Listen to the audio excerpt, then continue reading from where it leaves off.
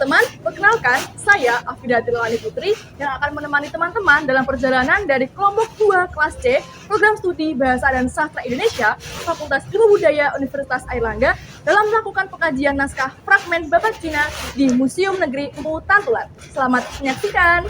Selamat siang Mbak Ani. Selamat siang. Ya, perkenalkan kami dari kelompok C fragmen Babat Cina dari Fakultas Ilmu Budaya Universitas Airlangga. Ya. Di sini kami ingin bertanya-tanya sedikit, mengulik sedikit mengenai fragmen Babat Cina ini sendiri. Ya. Bisa diceritakan secara singkat bagaimana kisah atau sinopsis dari naskah fragmen Babat Cina ini? Oke. Selamat siang, terima kasih sudah berkunjung di Museum Negeri Empu Tantular. Menindaklanjuti sesuai dengan acara tanggal 21 kemarin ya, tentang fragmen Babat Cina berkode nomor inventarisasi 07.38M tentang Babat Cina fragmen ya. Naskah ini menceritakan tentang cerita yang sebetulnya tidak terjadi di sini di Jawa gitu. Jadi bercerita tentang dua kerajaan, seingat saya dua kerajaan yang mana itu saling berebut kekuasaan dan dimenangkan oleh salah satu pihak itu tadi dengan strategi peperangan seperti itu. Iya. Untuk penggunaan bahasanya sendiri di sini apakah menggunakan ada pengaruh dari bahasa Cina sendiri atau menggunakan bahasa Kromo, Ngoko, campuran atau bagaimana? Oke. Untuk aksaranya dulu ya. Iya, dari aksaranya. Untuk aksaranya dulu ini judul naskahnya fragmen Babat Cina. Iya. Untuk aksaranya beraksara Jawa, caraan, sudah termasuk baru, tidak susah juga karena tulisannya masih rapi, tulisannya jelas, kemudian bahasanya bahasa Jawa. Iya, bahasa Jawa. Ada sedikit mungkin kata-kata serapan seperti itu. Kemudian untuk bahannya ini dari bahan kertas. Nah, kalau bahan kertas kita mengenal yang populer ya, kita mengenal ada lontar, ada teluang, ada kertas, di mana kertas ini lebih muda usianya. Semua punya keunikan, kekhasan sendiri-sendiri. Kemudian untuk yang kertas memang dari bahannya, dari segi kualitasnya ya kurang begitu baik sih sebetulnya. Terus untuk bentuk naskahnya ini berbentuk tembang mocopat, di mana kita mengenal ada 11 tembang mocopat ya, mulai dari Mas Kumambang, kemudian Sinom, Asmorodono, Pangkur gitu. Sebetulnya dari 11 tembang itu menggambarkan tentang perjalanan hidup manusia. Untuk dari naskahnya sendiri ini kami lihat tidak ditemukan ilustrasi atau gambar-gambar yang menyertakan dari naskah itu sendiri. Itu bagaimana Mbak? Iya, memang tidak semua naskah itu di dalamnya itu ada ilustrasinya, tidak semuanya. Untuk tinta itu pun rata-rata memang hitam, meskipun ada misalnya pergantian bait itu pasti ada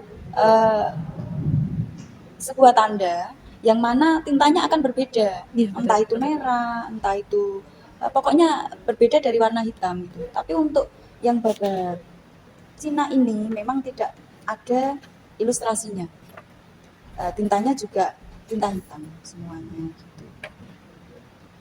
Seperti itu.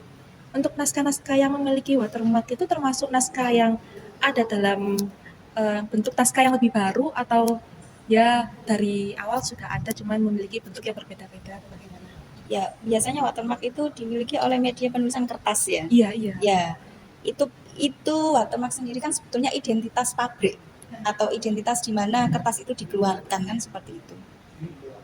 Cina itu ada beberapa di sini selain yang ada di ini, saya belum menemukan yang ada watermarknya seperti itu. Kalau sebelum dari Museum Empu Tantular sendiri itu dari mana Mbak Ani? Bisa dijelaskan? Ya, kalau untuk ada berita acara ya yang tadi dilihat, kemudian di katalognya, ini naskah ini berasal dari Malang. Dari Malang. Dari Malang, pemiliknya kalau tidak salah Bu Sri Hartati. Ada ini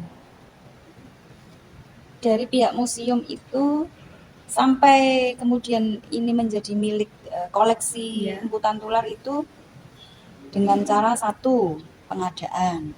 Jadi informasi naskah, oh di sana gitu, kita datangi. Nah di situ nanti ada kesepakatan, bukan jual beli loh ya, Iya, Pancol. bukan jual beli. Pusaka tidak, karena nilainya yang begitu tinggi, tidak terbeli. Yang terjadi di sini adalah kesepakatan mahar. Nah, kalau kayak orang Jakobul, Iya. itu kan siapa yang kuat membeli anak gadis orang? Ya, di situ ada kesepakatan namanya mahar. Kesepakatan yang sama-sama ikhlas. Ini diberikan, sana menerima sebagai ganti ruginya. Seperti itu. Di dalam katalog sendiri itu kan tertulis tanggal perolehan pada tanggal 31 Maret 1986. Untuk penentuan umur naskah sendiri, apakah dilihat dari pengambilan naskah tersebut? Tidak. Bagaimana? Itu tanggal itu adalah tanggal naskah itu serah terima. Tanggal naskah di mana naskah itu telah menjadi koleksi Museum Negeri Emputan Tular. Untuk usia naskah biasanya bisa dilihat dari halaman-halaman awal, beberapa halaman awal itu, atau mungkin halaman akhir, di mana itu karena bentuknya tembang mocopat. Nah, kejeniusan dari masyarakat dulu leluhur kita adalah misalnya kita mencari usia naskah, tidak dengan gamblang detail kemudian ditulis misalnya 1825, enggak, atau dengan angka 1, 8, 2, 5, enggak, tetapi mereka membalutnya dalam sebuah kalimat yang indah, namanya sengkalan atau condro sengkolo. Berarti untuk nama penulis, terus juga tempat pembuatan dan lain-lain ya masih belum ditelaah. Iya. Kadang nama itu nggak harus di halaman awal, halaman pertama maksudnya. Makanya saya bilang 3 halaman awal, 3 halaman akhir sudah. Itu biasa seperti itu. Dan kebanyakan juga saya menilainya ini ada motifnya ini. Itu kebanyakan hilang. Meskipun nggak semuanya ya. Kebanyakan halaman awal, halaman akhir hilang. Bisa jadi karena mungkin rusak, karena biasa di awal kan sering dibuka-buka di apa, kemudian dari kelembapannya, keasamannya gitu. Bisa jadi karena faktor alam, bisa jadi karena faktor manusia. Kalau saya sama teman-teman lihat itu Mbak, di beberapa halaman awal sama akhir itu kosong. Itu memang karakteristik dari beberapa naskah kuno yang di kertas halaman awal sampai berapa ya, 8 halaman itu memang kosong atau bagaimana? Enggak sih, sebetulnya enggak sih. Mungkin ada seperti ini toh ya. Iya. Ini kemungkinan, ini kan juga memperjelas bahwa ini juga naskah salinan loh. Karena kemungkinan di salinnya mereka berpikiran tahu biasanya kalau di halaman-halaman awal itu riskan sekali ya. Untuk faktor alamnya ya. Maksudnya karena sering dibuka, kemudian rusak dan lain-lain. Berarti si penyalin sudah memahami. Iya, mungkin ini kesengajaan. Jadi pada intinya naskah ini itu berisikan perpaduan antara tembang tadi dan juga di dalamnya ada prosa-prosanya gitu Mbak. Enggak. Ini sejauh ini sih saya baca tembang, bentuknya tembang mocopat. Iya. Diawali dengan tembang pangkur. Iya. Oke, ada ini mungkin Mbak Ani pesan buat teman-teman yang sedang menekuni bidang filologi. Oh, iya. Iya, tak akan menekuni semangatnya ini. Nggih. Terima kasih. Saya berharap sekali saya nggak habis-habisnya saya akan jadi kompor saya, gitu ya. Karena kita tahu sendiri untuk peminatan filologi itu sangat jarang.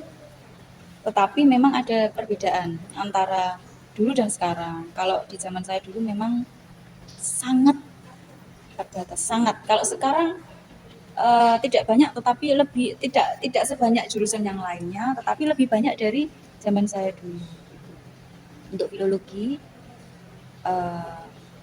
saya mendedikasikan hidup saya untuk filologi karena saya sudah atau wis kadung cinta, berangkat dari penasaran, berangkat dari dongeng sebelum tidur.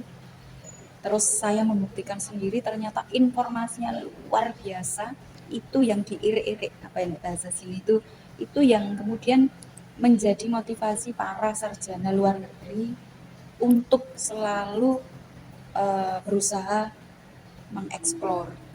Oke, terima kasih banyak Mbak Ani. Semoga ilmu-ilmunya bermanfaat buat kita. Amin. Terima kasih. Wassalamualaikum warahmatullahi wabarakatuh. Ya, waalaikumsalam warahmatullahi wabarakatuh. Nah, itu tadi perjalanan dari teman-teman kelompok 2 yang mengkaji terkait fragmen babat Cina di Museum Negeri Hutan Tular. Semoga apa yang kami sampaikan dapat menambah pengetahuan teman-teman terkait fragmen babat Cina dan juga ayo teman-teman berkunjung ke Museum Negeri Hutan Tular. Terima kasih.